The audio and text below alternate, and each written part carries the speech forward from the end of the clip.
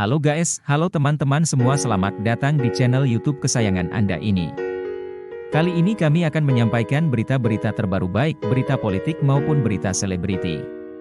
Semoga berita yang kami sampaikan bermanfaat. Jangan lupa like, comment, dan subscribe biar tidak ketinggalan berita-berita yang kami sampaikan. Waduh gawat! Ex-elit KPK duga ada skenario Firly Bahuri CS untuk jadikan Anies Baswedan tersangka terkait Formula E, belum pernah. Selasa, 3 Januari 2023, pukul 9.51 WIB. Waduh gawat! Ex-elit KPK duga ada skenario Firly Bahuri CS untuk jadikan Anies Baswedan tersangka terkait Formula. Upaya itu disebutnya dilakukan beberapa pimpinan KPK dengan mengubah Perkom untuk dapat meningkatkan proses penyelidikan ke penyidikan tanpa penetapan tersangka. Pernyataan itu disampaikan BW melalui akun YouTube Bambang Wijoyanto. Dalam video unggahannya, BW memulainya dengan membaca judul berita koran Tempo. Ada informasi berita yang ditulis dari koran Tempo mengenai kontroversi penyidikan tanpa tersangka.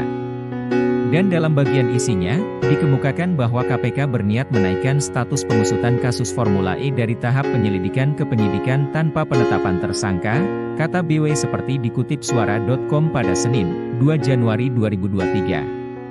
Menurut mantan Wakil Ketua KPK tersebut, upaya itu sangat tidak lazim, bahkan belum pernah terjadi selama KPK berdiri hingga saat ini. Kalau ini dilakukan maka KPK sedang mencatatkan satu tindakan yang tidak lazim, tidak umum. Saya tidak berani menyebutnya sebagai kegilaan, walaupun ya sebagian kalangan menyebutnya seperti itu, kata BW, sapaannya. Kenapa kegilaan? Karena ini tidak pernah terjadi sebelumnya. Penetapan tersangka atau peningkatan status penyidikan tanpa penetapan tersangka. Dan kita tahu ini kasusnya, kasus Formula E, jadi kasus Formula menjadi sesuatu yang so spesial sekali, sambungnya. Dia kemudian menyebut, tindakan sejumlah pimpinan KPK tergolong nekat. Bahkan, dia membeberkan, untuk memuluskan hal tersebut, ada upaya mengubah Perkom KPK.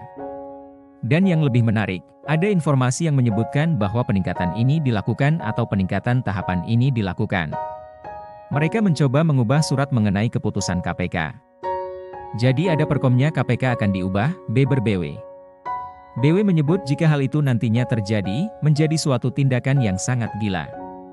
Kalau Perkom KPK diubah, supaya kemudian ketentuan untuk meningkatkan tahapan pemeriksaan ini tanpa tersangka ini lebih gila betul, tegasnya.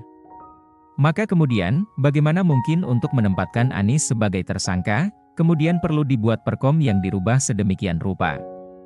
Ini luar biasa sekali, dahsyat sekali. Kita sedang melakukan demonstrasi kejahatan, yang menurut sebagian kalangan pantas dikualifikasi tidak lazim, ucap BW. Lebih lanjut, BW menilai upaya itu bertentangan dengan Pasal 44 Ayat 2 Undang-Undang KPK Nomor 19 Tahun 2019.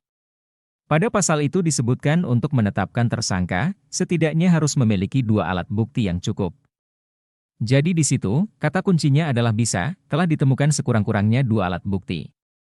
Ketika ditemukan sekurang-kurangnya dua alat bukti, maka dipastikan sudah ada, siapa yang jadi tersangka. Bagaimana mungkin ditemukan, dinaikkan statusnya ke penyidikan tapi, kemudian tersangka belum ditemukan, sebutnya. BW juga mempertanyakan kepentingan sejumlah pimpinan KPK yang menginginkan Anies terjerat dalam dugaan korupsi Formula E. Apa sebenarnya maksudnya? Apa sebenarnya kepentingannya?